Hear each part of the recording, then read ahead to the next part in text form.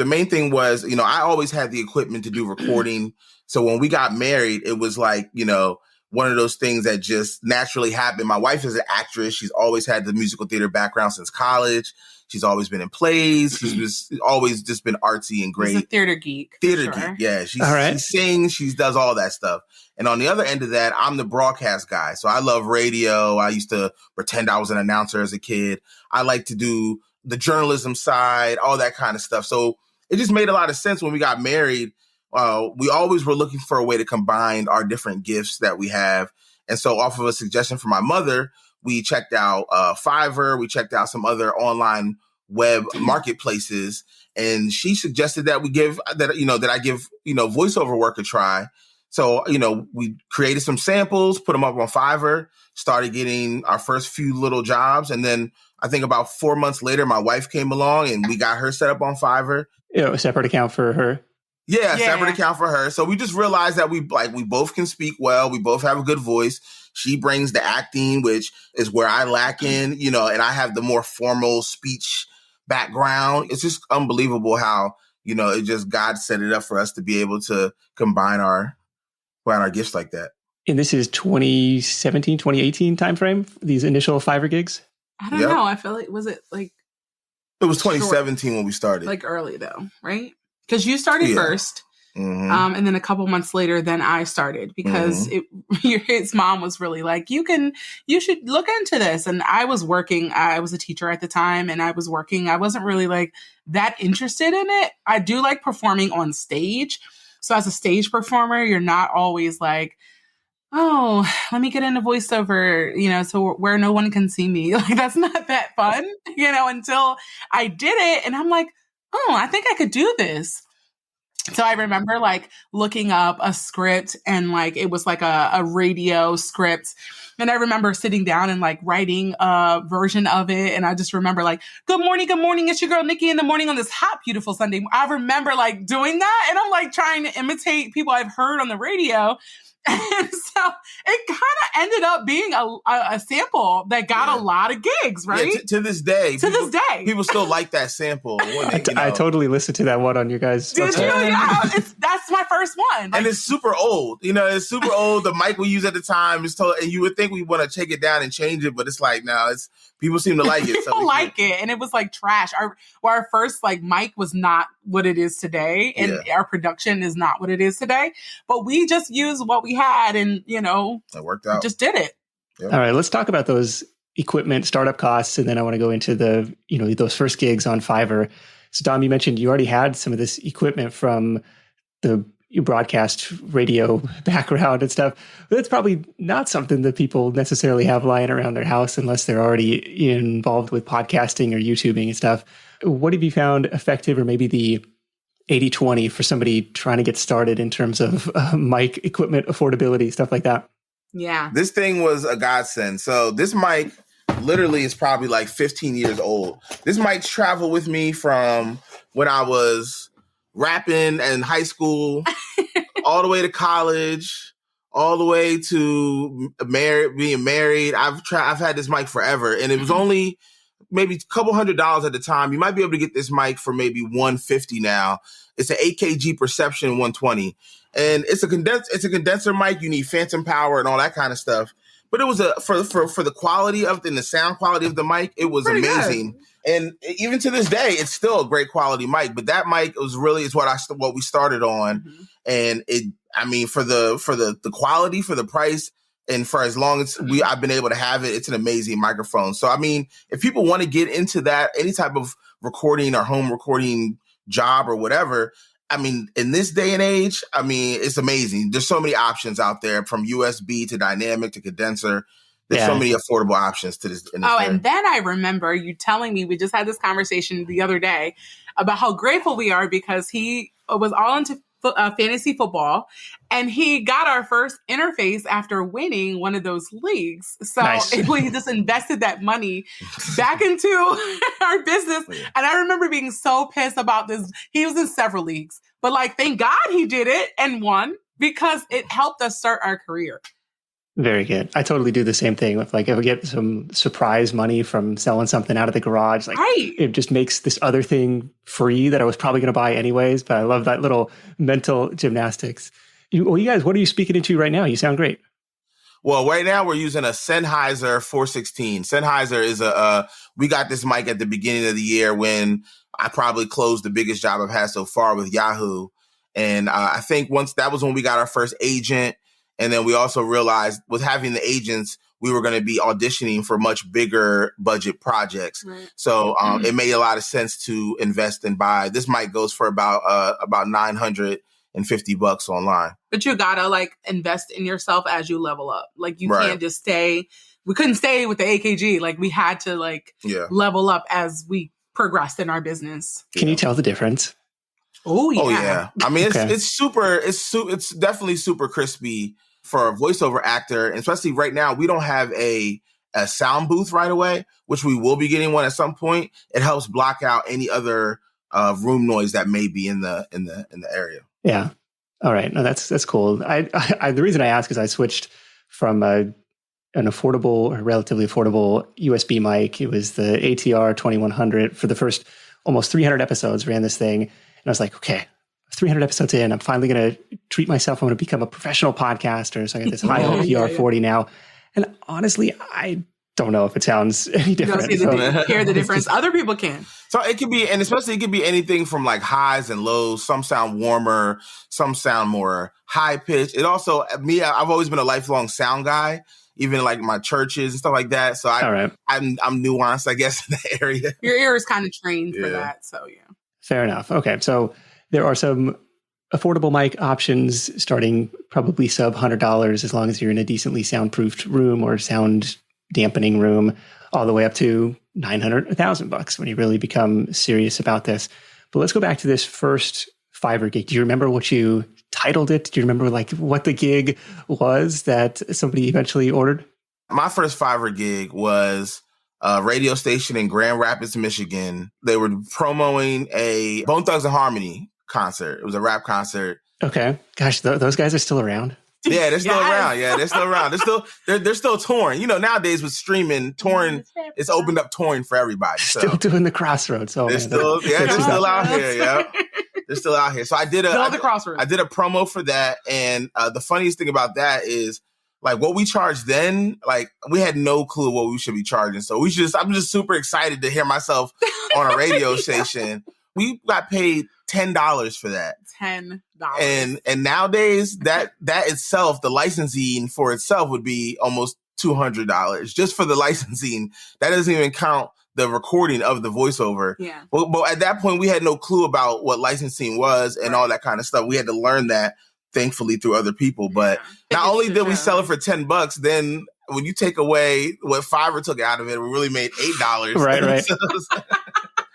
Yes. But do you feel like you almost have to start there on platforms like Fiverr to build up your social proof and your reviews, and or can you come in and say, you know, it's going to be $200 out of the gate? It all depends how good your voice is. I mean, at the end of the day, I would say starting on Fiverr, if you're somebody who has never done voiceover before, is a good way to get a gauge on whether you'll be able to get work. Because if your voice sounds good and you don't necessarily have voiceover training, people will pay for your voice. You know what I mean? If you're good. Now, if you're not if you want to do voiceover, but you don't sound great and maybe you don't know that yet, and then you get on there and nobody's ordering, well, there's a couple things to look at. Maybe you're not good at voiceover, or maybe your samples sound terrible. Your sound quality could be really bad. It all depends. A lot of people on Fiverr, though, don't really know what they want. They just know they want a voice. So some people you'll get who are new to this and just want a voice on their rap song or something like small. So I feel like it depends. But I feel like if you come in knowing, like, at least pretending like you know what you're doing, like you're supposed to be there, it helps. The confidence helps. Yeah. So you guys were able to upload some samples, and it wasn't necessarily even samples of paid work. It was just you reading a script. Just samples we found online. Yeah, you can find sample scripts on, if you Google sample voiceover scripts, there's fake voiceover scripts that people have created everywhere. Yep. Really? That you can just go and grab and Yep, you can add your own. So I already had the ability to edit audio just from my past anyway. So that also added. Yeah, that helps. There's not a lot of voiceover artists I found out that even know how to edit audio. And sometimes it takes some older voiceover artists that it takes them a long time, or they have to outsource it. The ability that I had to edit audio using Adobe Audition, because I've used it for so long, really like streamlined our process. Because I can do 10 to 15 auditions a day and kick them out quick. Okay, so that's another skill set that you kind of have to marry here is the acting ability, the nice voice, the equipment, the energy and enthusiasm, and then this ability to post-process the audio once you have it on your machine. And so you mentioned Audition. Any other tools or training that were helpful learning the editing stuff? They have Adobe courses, and sometimes I know Apple has like free courses that you can take. Apple does. I think Apple does. Take all the free stuff there is, invest your time in that and go to workshops, I know some of the workshops. Yeah, like Adobe every year has Adobe Max Conference where it's a free conference you can just sign up for. And there's 3 days of online sessions in every software program that they offer. So, or just pay for the conferences that are there. Yeah. They're not expensive, but just you have to invest in yourself if you're going to do it. Yeah, I would definitely say for that skill set of editing, check in with Adobe and check out Udemy and all the different places that offer free quick courses that you can learn to edit yourself in. Right. That's something I should have done in the early days of the podcast, and the audio on those first probably couple hundred episodes is a little bit rough before I found professional editing. It can be. I would just amplify everything, rather than, hitting compress or something. It's why is this not the same? Okay, well, just amplify it. Just blow out people's earbuds. You learn as you go. Nicole, do you remember your first gig or your first paid gig? I remember starting off doing a lot of church announcements for churches who just, wanted a consistent voice. What else? I don't really remember. I just remember yours. It was super small too, though. It was $10 as well. It was cheap. Yeah, it was cheap. That's all I know. Whatever it was cheap. And normally for nonprofits and stuff, we don't charge a ton anyway. Of course, our prices are still more, but we don't do licensing if it's a church announcement, right? So I know we didn't really lose out there, but the word we still lost. I'm just saying on the licensing, we don't have to license. So what is licensing in the context of voiceover? How does that work? So licensing in the context of voiceover all depends on, usually when we get an order, we ask the person what their usage is. So on Fiverr, you're going to mainly get a lot of things like local stuff, people using it for their social media, people using it just for, their own personal brand or business or whatever. Yeah. So we charge for that would be something like commercial licensing. Commercial licensing would be for internet and social media only. So that would be if you're going to use it on your Facebook, your Instagram, your website, we give commercial license for that. So there's a fee for that. That's usually cheaper than something if somebody's going to use it on the radio. So if somebody says, I'm going to use it in the radio market, well, then there's a fee for that. And what we use is there's a site called the GVAA, the Global Voice Actors Association. Mm-hmm. And what they do is they give, thank God it was created because it's amazing. They give a rate sheet breakdown of different genres and what you should be charging for licensing based off of that. So a lot of times we use that as a guide, but every company, every creative direction company, their budget is different. So when we quote, they'll say, okay, that's fine. Or sometimes they'll say, can we adjust this and that? But normally the licensing is based off the coverage area. So if it's a local radio show that your advertising is only covering a certain one market, then we'll charge a certain rates for that. But if it's global or national, it's a much bigger fee because more eyes and more ears are going to be on it. Right. Same with TV. Yeah, I was going to say TV too. I did a TV commercial, and oftentimes the licensing is more than the actual work. Yeah, that's where the money is really at in voiceover is the licensing. Interesting. Do you have an example of what the licensing maybe should have been for that original Grand Rapids spot and how that might compare to a national TV spot? Right. So we charged that guy $10. Now for that, I would say if it was 100 words, we would charge closer to $200 because the licensing for that area, Grand Rapids, it's not a major market. It's a local market. And also the other part of licensing is the term. Is it going to run for 3 months? Is it going to run for 6 months? Is it going to run for a year? Because you'll have jobs that you do work for and then a year goes by and they like it. They'll come back and just pay you again. Yep. And you don't have to do the work again. You just get paid another licensing agreement to extend that contract. I think Adobe did that with you, right? Yes. Something Adobe that you did a while ago. And it's like a surprise. Like, hey, you surprise. Forget that you do it. And then they come back like, hey, we want to use this and renew this. Okay. Right. So that licensing agreement for Grand Rapids would have been $150 as opposed to $10 for the entire order. Yeah. Well, that's interesting. That's a way to turn what is, in my mind, hours for dollars. Like I'm selling this skill, I'm providing this service as a one-off thing, but this licensing piece gives you the potential for some residuals down the road if they end up renewing that or expanding the geographical reach or something. Yep. Right. And even like I'm doing I did a Netflix or a PureFlix series. It's kind of like the Christian version of Netflix for children or something popular within, the community. And the guy said, okay, there might be another season of this show. So, we'll reach out to you if there is for your character, whoever you played, like, so that there's always possibilities to make more money. Once you get a gig, it just can multiply depending on how things go. Yeah, there's a lot of aspects of the voiceover industry to get money. There's direct marketing, reaching out to people, getting people's emails. There's a lot of money we've made just by seeing a person's name on another project and me just saying, hey, this is who we are. We're the voiceover couple, and just us having that dynamic sets us apart sometime. It's intriguing to people that there's a husband and wife team that are doing this. Do you end up getting a lot of gigs that are both of you on the same track or the same spot? We've done it a few times. It's not something we've done a lot of. We did like a political spot for that. And but we've only maybe done it a couple times professionally, like paid gigs. But I would say that just us having, I think creative directors having that option to say, I can send them an audition and get both sounds. And like the TV commercial when they, they wanted, I think what they sent to you. So the TV commercial that Nicole got, I had got that on voices.com and they shortlisted me for it. I auditioned for it and they said, we want you for it. And then when I told them, they were like, why don't you just have your wife do the sample just to hear what a female voice sounds like on it. And then they ended up hiring her for it. Girl power. So they were like, we hope you're okay with us just hiring your wife. I said, at the end of the day, we have the same bank account, so whatever. And then how about on a national TV spot? What would a licensing agreement look like on that?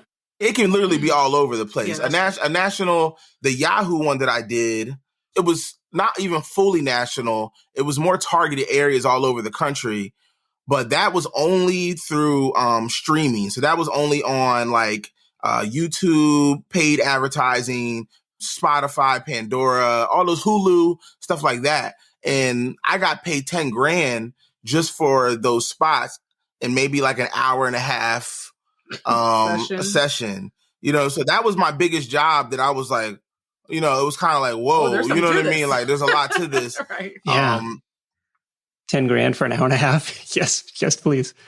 Yeah, a national spot can get you anywhere from 5 to 20 to, it depends also on what they want to use it for. If they want to do worldwide, which is even the next step, if you're doing a worldwide campaign, that could be 25, 40, 50 grand.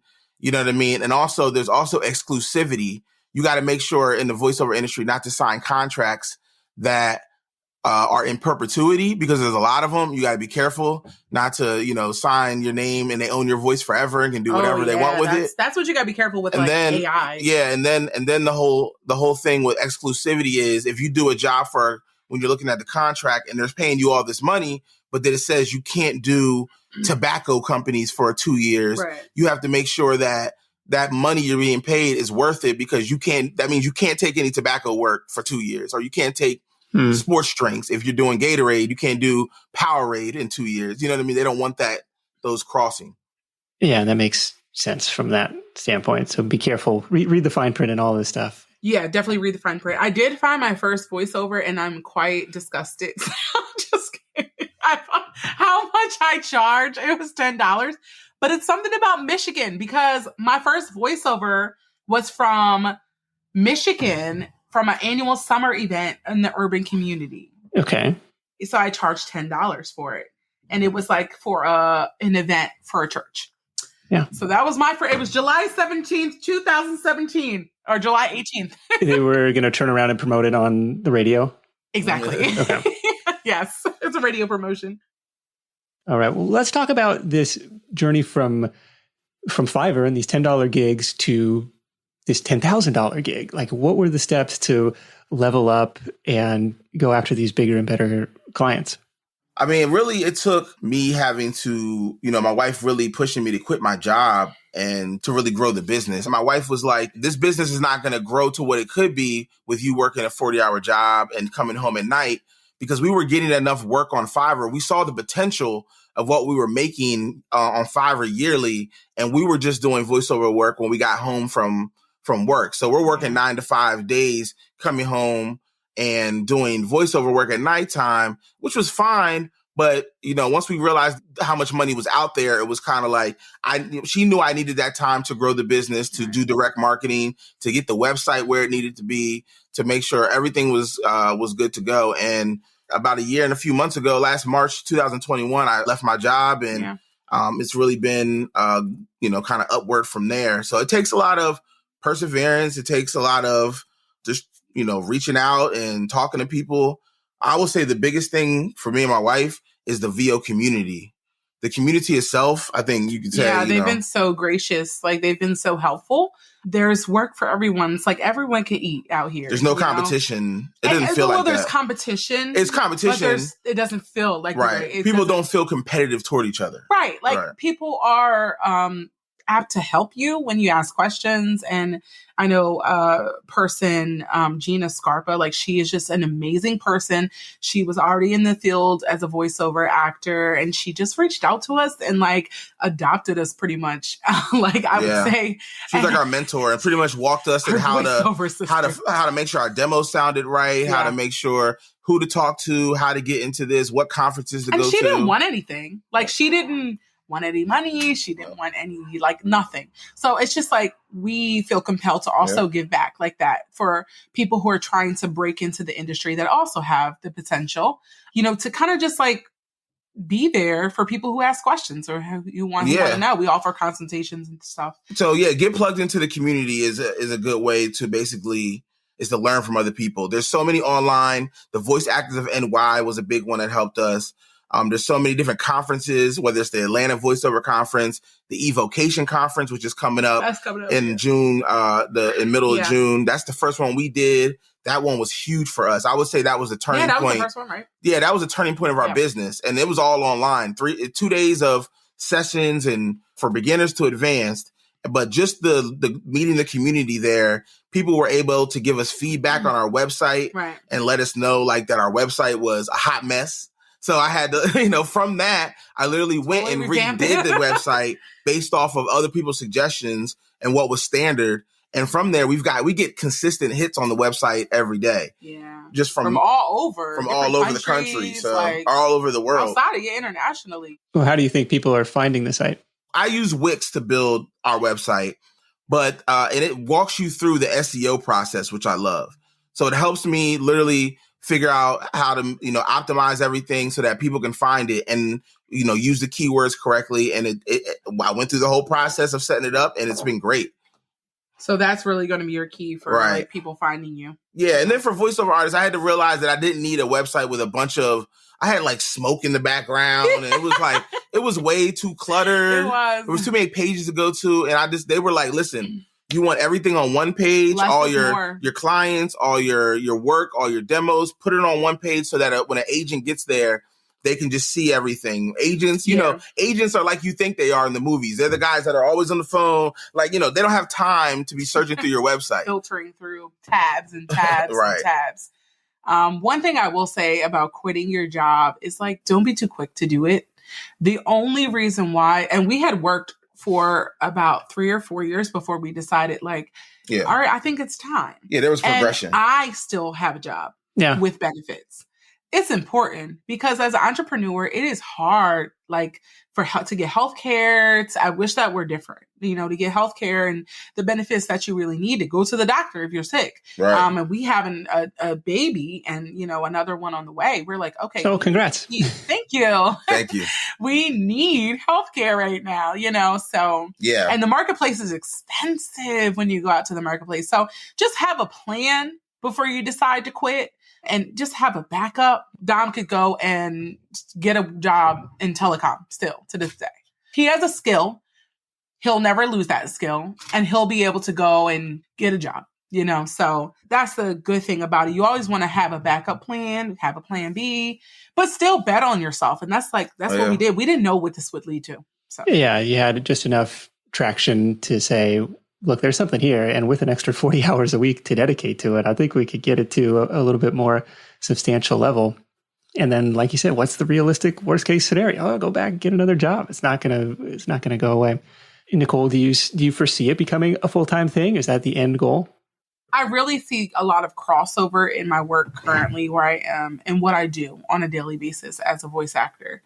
One of our goals is to help provide generational wealth for people of color, for families of color. Like, we don't have what, our white counterparts have. Like, we want to build that for our families, especially like to get out of that cycle of poverty. And I think that a lot of people don't know that this is an option because representation matters. Like, who have you seen as a voice actor? Like, you don't see voice actors, you hear them. You know what I mean? So even that, it's like seeing that we do this is, inspiring for the kids to say like, oh man, maybe I can do that too. So that's our future goal, is to do something in that realm, crossing over my literacy work with voice and also Black voices, African-American voice over acting is exploding in general, just because it's not acceptable anymore to have people of other races playing other races.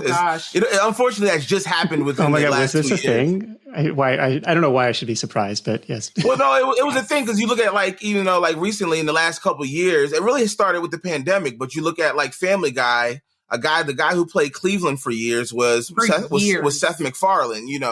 Really? He's a white guy. Yeah, I did not know that.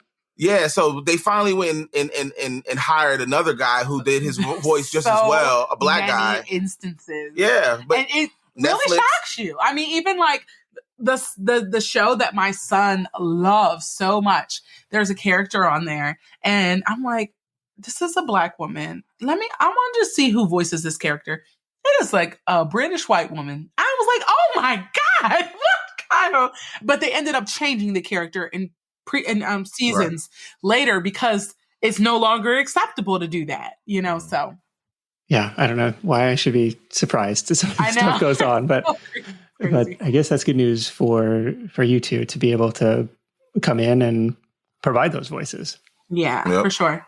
What's a day in the life look like today? Is it trying to see what proactive requests have come in, on the website overnight? Is it trying to look at auditions on some of these marketplaces? Is it looking at Fiverr gigs, trying to optimize that stuff? What's going on? It depends on what the day's task is. So, a lot of it is mostly auditions is like an everyday thing, or we try to make it an everyday thing. That's the biggest thing, is looking at, what current work that we have, what direct clients need work done. So it's balancing doing auditions, it's balancing delivering work that is currently needs to be recorded, Fiverr orders that come in, the deadlines of those things, also marketing and being able to do the social media aspect of stuff. But a lot of it, when you first sit down in the chair, is doing auditions and getting those out the door, because the earlier you can get the auditions in, the better chance you have on getting the work too. Right. That's true. How are those coming into your inbox or getting on your radar? We have 2 agents, so they both send us auditions daily with whatever they get in from their the clients that they have. And then voices.com is a website that we use where you have to pay a yearly fee, but you have the ability to get much higher paying work. So voices.com is where we really started to see the budget increases. They're like a step up from Fiverr, but they only do voiceover work. It was like $400 a year or something. Yeah, well, I think there's different tiers. I think we pay $500 a year. Okay, and we get auditions. We audition through work that's posted on there. So of course you go on there, you say what your, whatever your voice sounds like, your ethnicity, all that kind of stuff, male, your age frame, all the different voices you can do, and then you audition for work through there. Yeah. So we both do that. Voices 1, 2, 3 is another one. It's the same type of thing. People post work. You can also get private auditions. So people on Voices and Voice 1, 2, 3 can find you specifically and reach out. Is there a fee for Voices 1, 2, 3 as well? Yes. Okay. But what's a typical gig that you might get through one of those platforms? It could be anything. I just did a spot for US Foods, a radio spot. That was like, it was probably $400. The Singapore Air Force. I just did one that I haven't released yet. I'm releasing it today or tomorrow for the Singapore Air Force. That was really cool. That's cool. Yeah. So that was like customers all over the world. Yeah. Well, it's only going to show in Singapore. Sure. But it's a commercial for their Air Force. So basically like a hype commercial to get people to recruit for the Air Force. That's okay. Cool. I just recently did this one I like literally just did on Voices. You did one for... Oh, it was like a PSA for PSA. Like fire for safety. 911. For 911. Yeah. For like Georgia. Was it Georgia? I'm not sure. Houston. Something like that. Okay, there we go. Yeah. So just stuff like that. Oftentimes a lot of people don't go for the voiceover auditions that maybe don't look like they pay as much.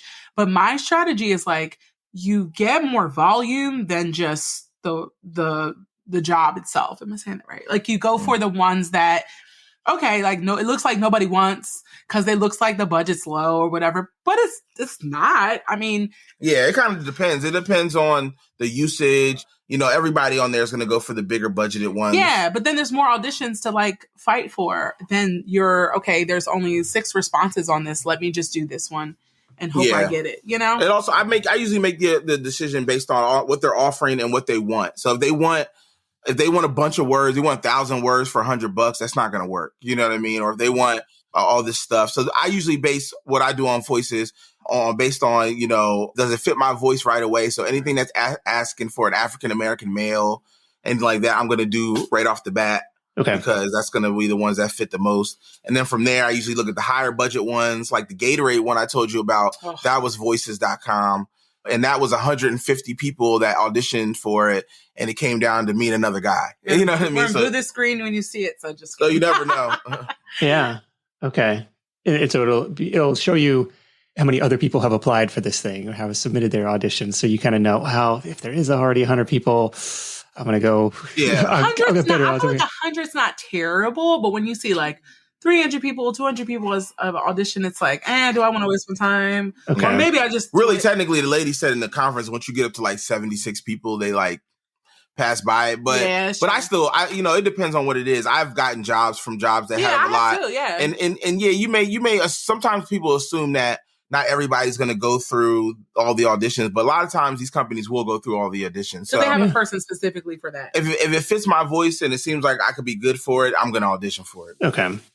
Do you have a sense of the take rate or conversion rate from submitting these auditions? Like how out of every 10 auditions that I submit, I'm happy if I book one job or something. Like, I don't know what a typical take rate would be. The rule of thumb in the voiceover industry is to just send it and forget it. You know what I mean? Like, if you get in your head thinking about how many auditions you have and how many jobs you're getting, it can be overwhelming and you can get discouraged. I used to be obsessed over it and like literally had to say like, all right, just send it. You audition, and then we realize, we're making enough money for it to be substantial enough. So, right. I mean, I can tell you right now, my ratio on Voices is like 39-1. So like about 39 auditions to 1 booking that's what it says on Voices. But you get, then they're shortlisting. Yeah. So like, I get shortlisted for a lot of stuff too. So that at least gives you a gauge of how well you're doing. I've done 628 auditions and been shortlisted for 123. But if you're getting shortlisted, that's a good sign that you're on. That's a good sign that you're on the right path. Okay, those are gigs that you didn't necessarily win, but they liked you enough to star your name, star your audition. Exactly. And that means that they can go in that there and see that at any time and say like, oh, you remember this guy? I like this voice, and use you for something else. So being shortlisted is still a good thing. It's still not like a, right. Yeah, but this is and I'm glad you brought this up. This is the unglamorous, unpaid part of the job. Those 38 auditions that didn't pan out, maybe you got shortlisted, maybe it leads to something positive down the road. But in the near term, it's like, these aren't paying the bills. But hopefully that one that you did, erases all of those in terms of hourly rate, and it still makes it worthwhile. And that's why it's important to get good at the editing aspect, because I can kick out 10 auditions in an hour and a half, 2 hours. I can kick out 10 to 15 auditions if you're good at actually, booking. And at the end of the day, I want more and more agents to continue to send me auditions. I'll spend all my days auditioning because that's how you're going to get most of your work. Yeah. If you're a good voice, you're going to get work at the end of the day. And all it takes is a couple of really nice jobs to set you up for the next couple months to be able to keep doing it. So, yeah, this is the kind of, I would equate it to going and sourcing inventory if you're in a thrifting business or flipping for profit business. Or this is the content creation side. If you're in the blogging or online business side, it's like, well, I'm not getting paid in the near term, but I'm putting in the reps, I'm putting the stuff out there, and I know something is going to hit. You mentioned having a couple agents. I'm curious how you ended up connecting with them and how that relationship works in terms of feeding you guys auditions and work. So one of them it literally was just me finding a link on Instagram. Cecilia Siegel, she's not technically a VO agent. She's a VO manager, right, but she has a lot of relationships. She basically works like a VO agent. She sends auditions through her company, and we're listed on her roster. She facilitates all types of workshops and stuff, but she has relationships with a lot of casting directors and agencies. So they submit work to her, and then we're on her roster. So she sends us daily, usually, auditions as they come in. So whether it's from big companies, whatever, we get them from the casting companies, and then she sends them to us. Okay. And that was just a matter of reaching out versus via private message? Yeah, that was literally this guy, a voiceover artist named Stephen Johnson, who's super popular on Instagram and TikTok. He's also funny as well as a VO artist. He had her link on his page as her manager. And when I went to her page, she offered free 15-minute phone calls.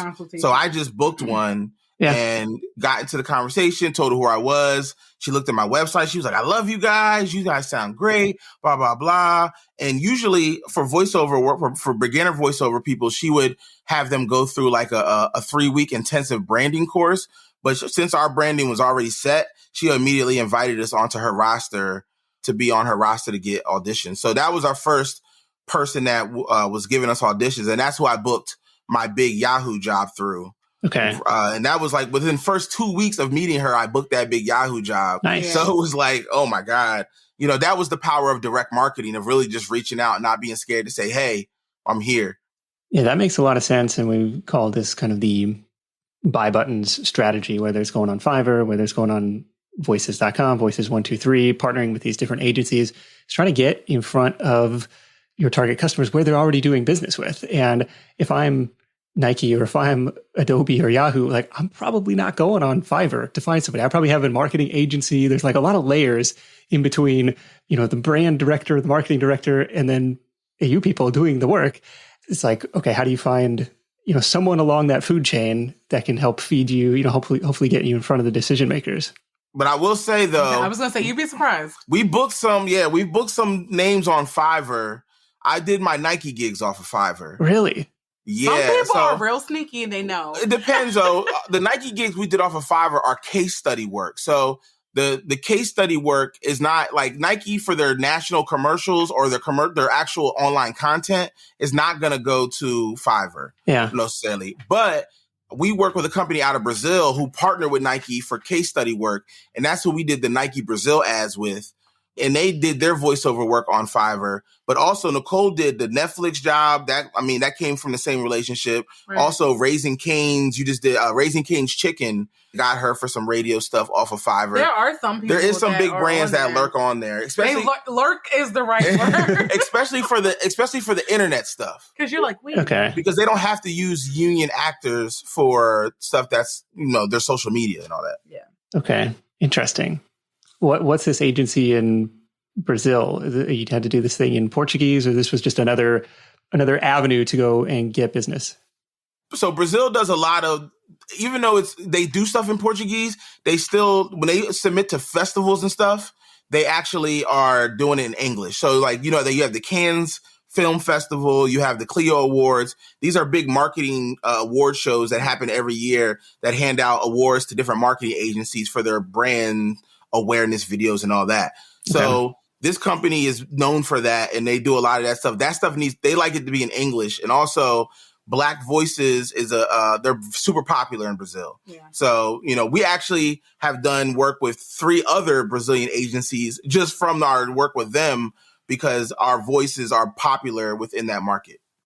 Is it a matter of just Googling up marketing agencies and trying to get on a preferred vendor list for their voiceover talent?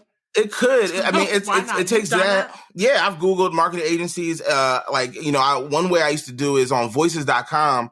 There used to be a way to see if there was a job posted, you could see who posted the job, and you used to be able to click their name and it would tell you the name of their company. So I would literally go Google these people, find their LinkedIn, find their email, find the marketing company, and send them an email. Okay. Now that's technically it's kind of against Voices doesn't want you doing that. They want you to stay within Voices, obviously, so that they can make their money. Mm. So they've actually shut that down. Now I can't click on those names anymore because they don't always want people reaching out to their clients, but it's worked out sometimes. There's some people that have said, hey, I would love to work directly with you. A lot of people do that because they don't like the way that Voices or other companies do stuff. And they're like, it'll be a lot easier if we just. Yeah. So it's just one, it all depends. You can market through there. You can market through the internet.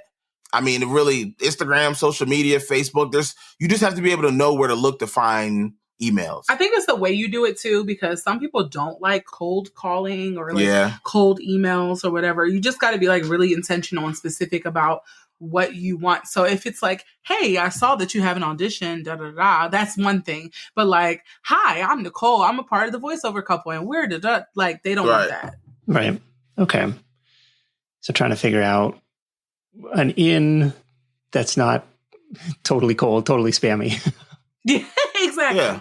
The way that I reach out to people is like, my name's Dom Draper. I have this, this company called the Voiceover Couple. And that's what I think endearing people to who we are. Put some pictures in there. Is the first thing. You know what I mean? Like, hey, we're a team. We provide this. I'm not, I've seen your work online. We love what you guys do. If there's any way we can partner or be added to your roster, please let us know.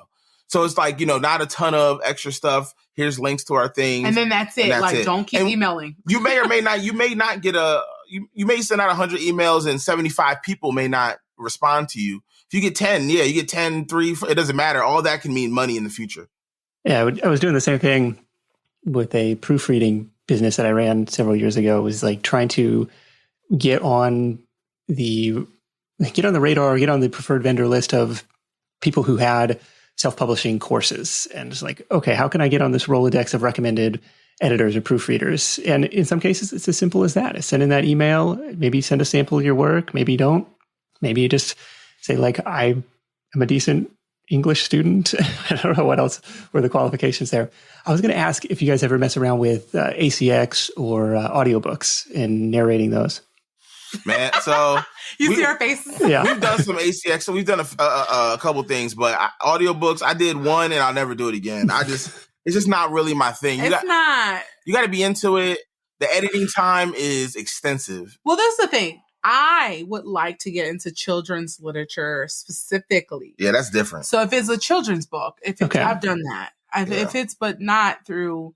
Yeah, children's book is quick, but like the market for audiobooks isn't the same for like commercial. So I spent, like I said, I spent an hour, maybe 2 hours total of work. And really they did the editing mostly on that because those big companies have their own editors. Yeah. So the bigger the job is, the less work I usually have to do because they have their people that run that. But with audiobooks, I mean, it could be 150,000 word book and the price is like the market for something like that is $2,500. And that's not worth it for me for 150,000 words. Per finished hour. Oh my God. Yeah, it's per finished hour instead of per word. Okay. That's a lot of too much. It's a lot of reading, a lot of editing time.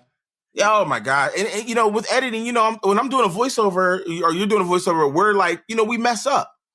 You know what I mean? So most of the time you don't stop the recording. You just keep recording until you get it right and go back and chop it out. Yep. With audiobooks, if I'm reading 10 chapters, what's that time take for me to go and edit out all my mess ups? Well, some people have their own in-house editors. So we can't say that we would always be responsible for it. It's that's a whole other thing. It's just still, even it offer raw files of it, there is still some editing that we would have to do on our end. At least getting rid of mistakes or mess ups or whatever. It depends. Yeah, that's why I don't want to do. It depends who you're working with. I say it depends who you're working with. That's not to discourage people who want to do audiobooks, but it just know who you're working with, know what they're going to require from you. Yeah, some people are into that. I've met, you know, the voiceover people at conferences that, you know, they love. Some people just do audiobooks because that's how they work. And they have pseudo-names, like fake names and stuff for like romance novels. Yeah. The whole community. There was a profile in my 1K 100 Ways book where the woman was getting started in voiceover with audiobooks.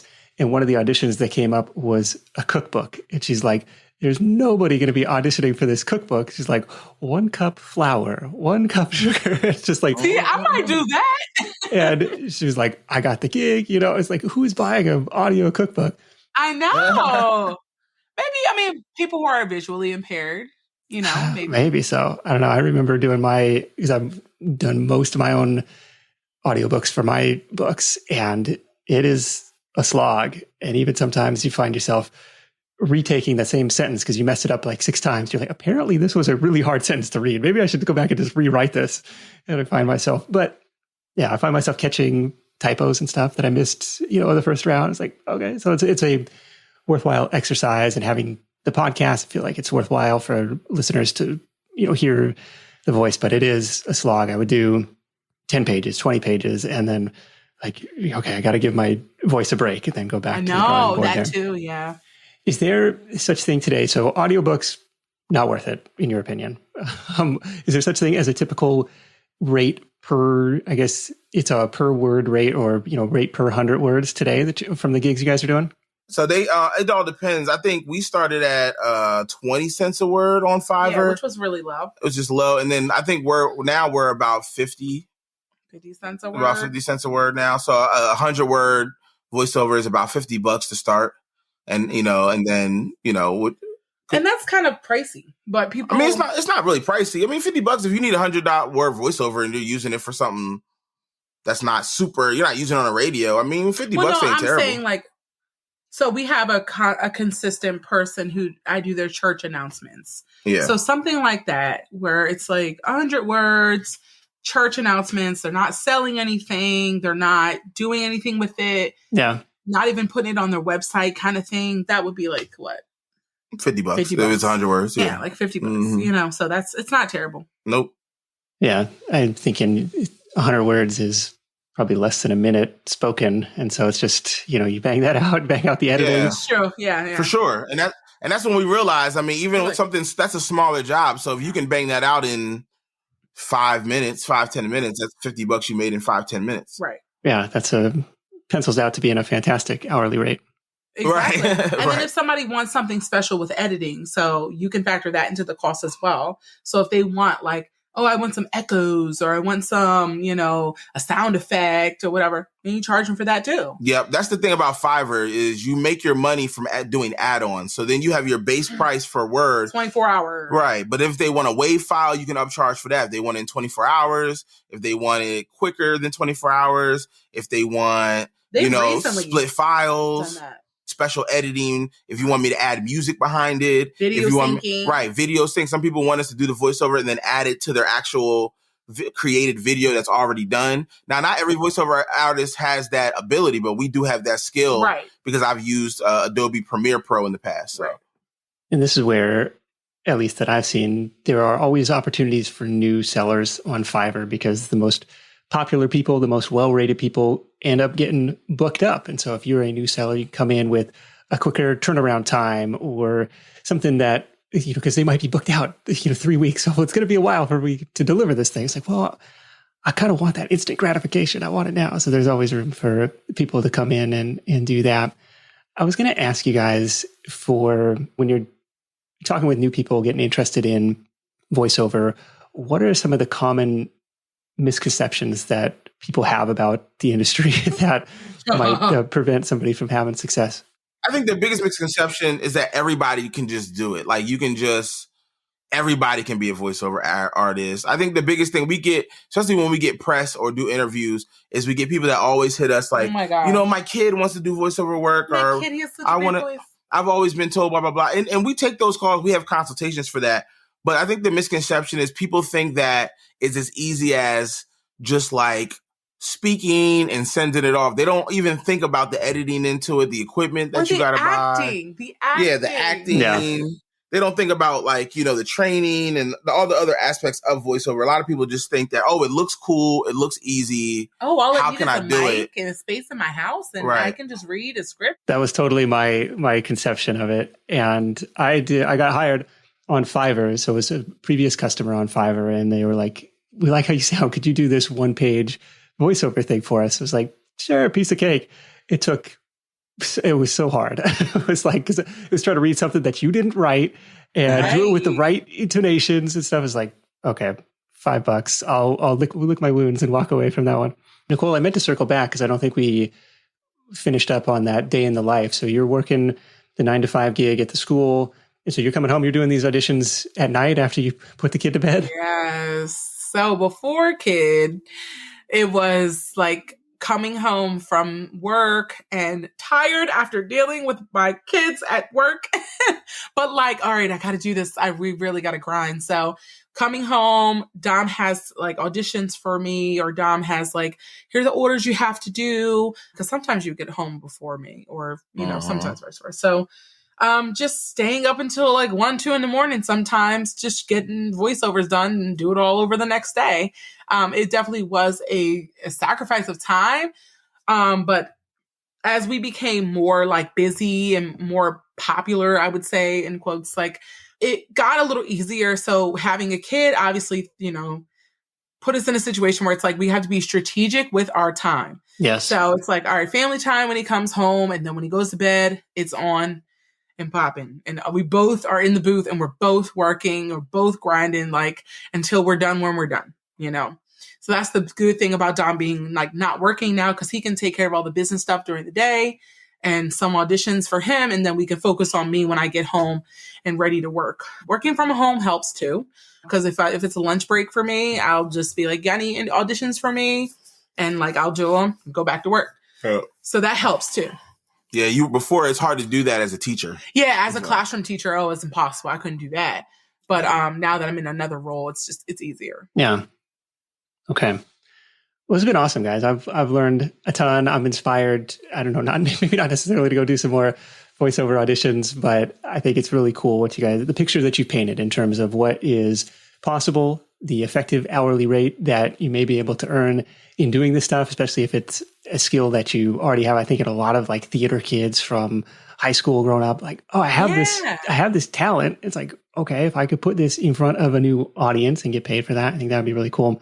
But you can find Dom and Nicole at thevoiceovercouple.com. Check them out over there. Let's wrap this thing up with your number one tips for Side Hustle Nation. Nicole, ladies first. Charge what you're worth. Don't ever sell yourself short in, charging someone what you don't feel like you're worth. So if you're just starting off, like, be mindful of that.